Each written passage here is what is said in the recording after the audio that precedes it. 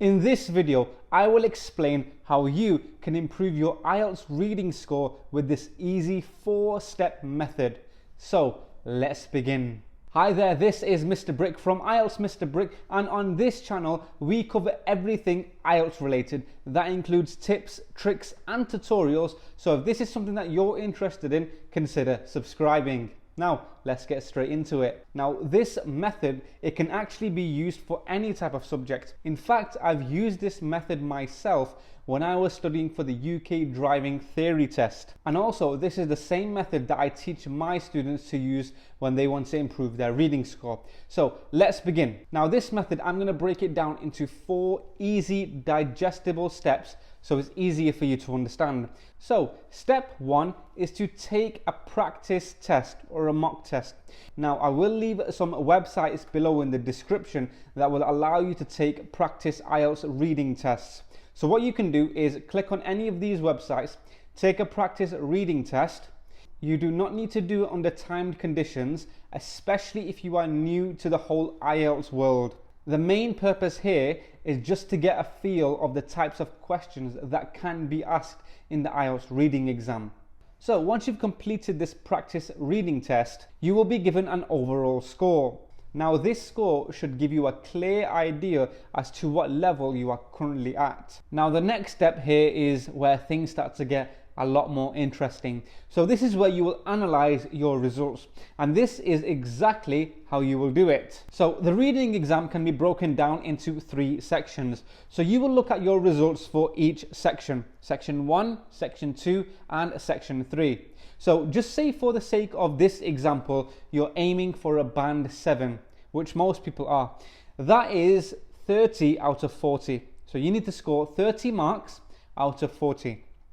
Because there's 3 sections, that works out at an average of 10 marks per section.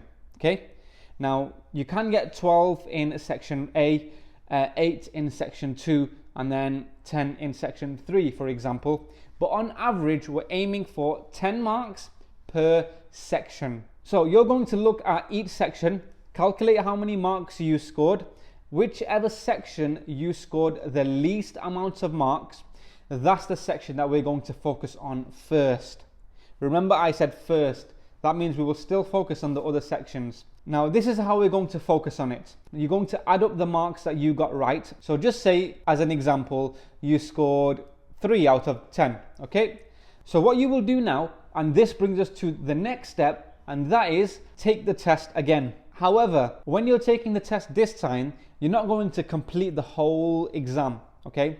Just on a side note, you can do the same test that you just did before, okay? Or you can do a different reading IELTS exam. It's completely up to you.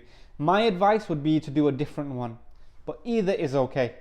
Okay, now let's go back. So you take the test again.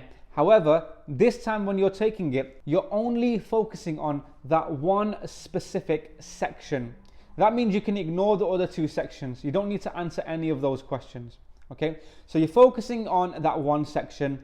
Let's just say this is section 2 as an example. So you've answered every question from section 2, and then you submit your results. Okay, now again, you'll be given your overall score. Now this score, whatever your mark is, it'll be 100% from section 2, because that's the only questions you answered. Okay, now what you want to do is you want to look at your results from the first time you took the exam and compare it to the second time you took the exam.